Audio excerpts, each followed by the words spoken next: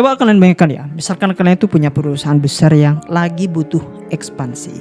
Uang yang kalian miliki itu cuma terbatas yang cukup untuk membuat perusahaan kalian itu ekspansi. Tapi ternyata alih-alih uang kalian itu digunakan untuk ekspansi perusahaan, uang itu malah diinvestasikan ke perusahaan lain yang bergerak di bidang yang sama yang menjadi kompetitornya sendiri. Ketika kalian melihat seperti ini, wah, kalian itu langsung bisa, orang ini tidak jenius, orang ini bodoh dan segala macam. Kenapa kok uangnya gak diinvestasikan ke sebuah perusahaannya sendiri? Tapi tunggu dulu, pola seperti ini sedang terjadi, Pak.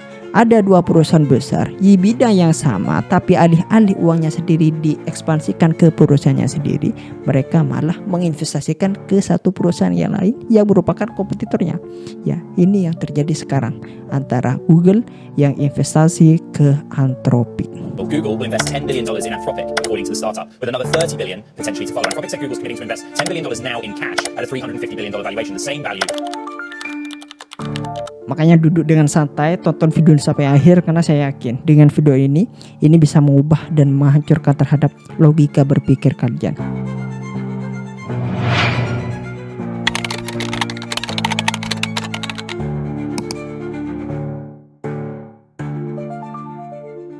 Sebelum kita bahas lebih dalam ya, kita bahas latar belakangnya dulu. Latar belakang dari dua perusahaan ini, agar pembahasan kita itu nanti lurus dan sesuai dengan apa yang kita harapkan. Kita bahas Google dulu. Saya yakin nama Google ini sudah tidak asing di telinga kalian, dan karena ketika kalian itu buka widget, ada widget yang langsung muncul di HP kalian, yaitu ada tulisan Google yang sering dipakai di berbagai gadget-gadget lainnya. Tapi perlu diketahui ya, sekarang Google ini bukan cuma mesin pencari biasa. Google hari ini itu adalah raksasa teknologi yang main di banyak sektor, di bidang search, di bidang Android, YouTube, kalau sampai kecerdasan buatan. Dan di AI sendiri, Google ini bukan pemain baru, Pak. Google ini merupakan pemain lama. Kemudian kita bahas mengenai perusahaan Anthropic tadi. Nah, Anthropic ini merupakan perusahaan AI yang mungkin belum terlalu familiar buat banyak orang ya. Jadi Anthropic ini sebuah perusahaan yang didirikan oleh mantan orang-orang OpenAI, termasuk yang dulu ikut membangun ChatGPT. Dan produk utamanya mereka ya, yaitu AI yang bernama Claude. AI yang sering dipakai kalian baik untuk kebutuhan bisnis atau bahkan di dalam kebutuhan akademik. Salah satu AI yang menjadi pesaing paling serius ChatGPT saat ini. Cuman visi dan fokus mereka di dalam AI ini cuma satu, yaitu mereka lebih menekankan AI yang aman, lebih terkontrol dan tidak liar. Jadi itu merupakan dua perusahaan besar antara Google dan Anthropic yang bergerak di bidang yang sama, di bidang AI. Nah, berita terbarunya sekarang, Google itu melakukan investasi besar-besaran terhadap Anthropic, sebuah perusahaan yang tanda kutip merupakan kompetitornya sendiri. Bahkan kalau kita lihat jumlahnya itu sekitar 10 miliar US dollar. Misalkan di kurs itu 170 triliun. Dan gak berhenti di situ saja ya. Mereka tuh berkomitmen, jika misalkan Anthropic itu mencapai target-target tertentu nanti, maka Google itu akan menambah investasinya sampai 30 miliar US dollar. Bayangin. Jika di total tuh semuanya nanti itu bisa mencapai 40 miliar US dollar atau 690 triliun. Sebuah angka yang sangat besar untuk di bidang AI itu sendiri. Kalau kita lihat sekilas ya, jadi itu agak aneh. Kenapa? Karena Google kita tahu merupakan perusahaan teknologi terbesar di dunia yang punya sumber daya tanpa batas, punya AI sendiri, dan bahkan sudah punya model AI mereka sendiri. Tapi justru alih-alih mereka tuh mengelontarkan dana uang ratusan triliun untuk ekspansi perusahaannya sendiri, mereka malah menggunakan uang tadi untuk perusahaan yang lain yang jelas-jelas adalah pesaingnya sendiri. Iyalah, coba kalian bayangkan, di satu sisi Google itu sedang mengembangkan AI mereka sendiri, di sisi yang lain mereka justru ikut membesarkan Anthropic, perusahaan kompetitornya, AI kompetitornya. Perusahaan yang membuat Claude yang secara langsung bersaing dengan produk AI Google itu sendiri. Tapi ketika saya teliti lebih dalam, ini bukan sekedar investasi biasa. Ini merupakan investasi jenius dan strategi yang sangat bagus sekali. Karena gini, Google itu tahu hal penting Pak di dalam AI sekarang, bahwa perang AI saat ini bukan soal siapa yang paling pintar, tapi soal siapa yang tidak tertinggal. Karena kalau misalkan mereka hanya mengendalikan satu jalur AI sendiri, misalnya hanya mengembangkan AI internalnya, maka risikonya sangat besar Pak. Karena kalau gagal, mereka bisa kalah dari pemain lain seperti kayak Microsoft dan OpenAI. Jadi apa yang dilakukan oleh Google saat ini? Mereka bermain di dua sisi sekaligus. Mereka bangun AI sendiri, tapi juga menanam di AI milik orang lain. Dan disinilah Anthropic masuk. Google saat ini sudah menginvestasikan puluhan miliar dolar ke Anthropic. Bahkan dengan potensi total hingga puluhan miliar dolar. Artinya apa ya? Ya artinya Google itu tidak peduli siapa yang menang nanti. Ini hampir mirip seperti kayak orang yang memiliki dua kuda dalam satu balapan. Kalau kuda pertama kalah, ya berarti kuda kedua itu bisa menang. Dan mereka itu tidak ada ceritanya kalah. Mereka sama-sama menang. Maupun kuda yang satu yang menang, maupun kuda yang kedua yang menang, mereka sama-sama menang pada akhirnya. Ya sama juga nantinya. Mau AI mereka sendiri yang menang atau AI orang lain menang, Google itu tetap menang karena mereka bermain di dua sisi sekaligus. Tapi di balik itu ada hal yang jauh lebih besar ketika saya lihat. Jadi bukan cuma soal bisnis saja, ini soal dominasi masa depan teknologi. AI ke depan itu akan menentukan Pak, siapa yang akan menguasai data, siapa yang akan menguasai informasi, bahkan siapa yang menguasai arah ekonomi global. Dan Google itu tidak mau ngambil risiko itu Pak. Karena Google itu sudah terlanjur nyaman dengan data dan informasi yang mereka miliki sejak dulu. Makanya ketika misalkan ada ancaman untuk menggeser posisi Google yang memiliki data dan informasi yang terbesar saat ini, mereka itu pasti melakukan strategi yang sangat jenius agar posisi mereka sebagai pemegang data dan informasi itu tetap berada di posisinya. Makanya mereka tuh tidak ingin hanya menjadi pemain. Mereka ingin jadi pemilik permainan itu sendiri. Dan ini merupakan strategi tingkat tinggi. Dan yang lebih menarik ya, bukan cuma Google yang melakukan hal ini. Perusahaan lain seperti kayak Amazon, ini juga ikut masuk ke Anthropic juga. Artinya apa ya? Artinya Anthropic ini ketika saya lihat ini bukan sekedar startup biasa sekarang. Tapi ini sudah menjadi medan perebutan kekuatan terbesar di dunia. Nah, di samping itu ya, agar kalian itu lebih paham soal strategi jenius yang dilakukan oleh Google saat ini, saya akan tambah faktor lain yang sangat masuk akal, yaitu faktor infrastruktur. Jadi gini ya, kalau kita lihat di permukaan ya, perusahaan AI seperti kayak OpenAI, Anthropic dan sebagainya, ini terlihat seperti kayak tanda kutip berdiri sendiri, mandiri. Mereka punya model AI sendiri, punya brandingnya sendiri, dan bahkan punya teknologinya sendiri dari hulu sampai ke hilir.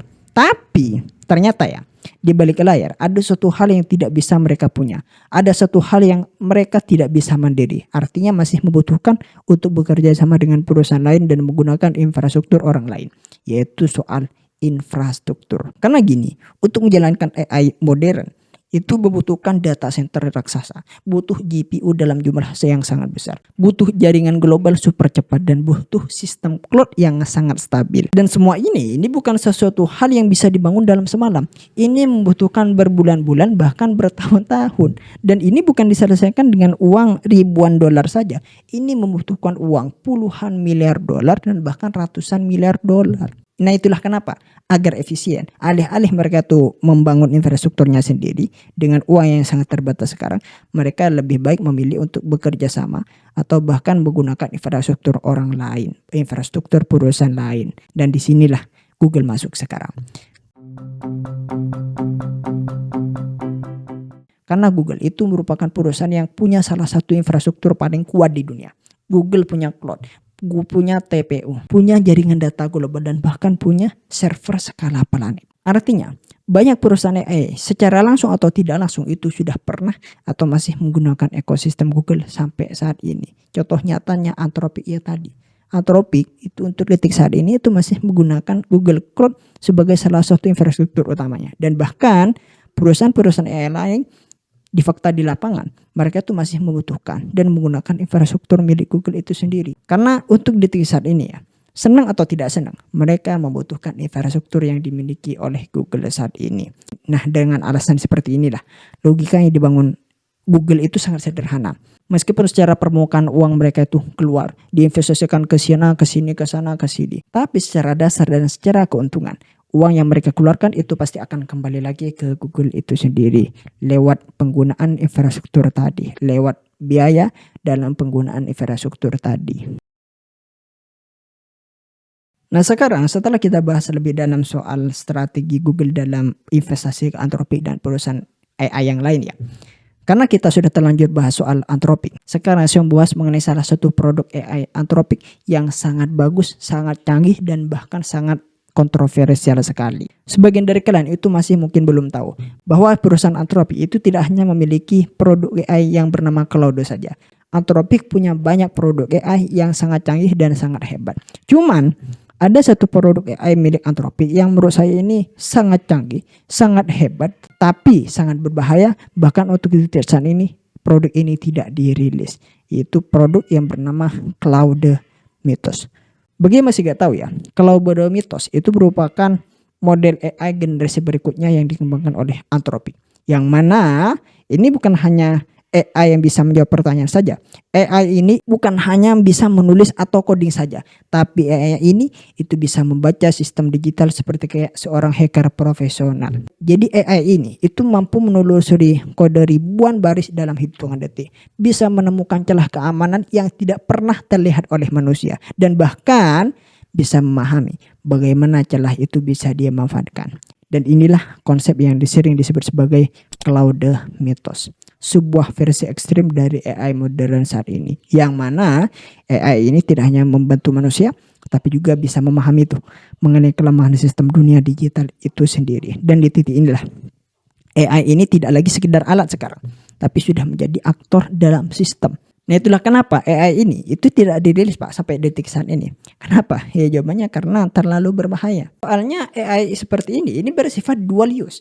Artinya bisa dipakai untuk memperkuat keamanan, tapi juga bisa dipakai untuk menghancurkan sistem. Ya iyalah, coba kalian bayangkan misalkan AI ini malah jatuh ke tangan orang yang salah. Seperti hacker misalkan, kelompok kriminal, bahkan negara yang sedang berkonflik, yang dulunya butuh waktu berbulan-bulan untuk menjadi celah.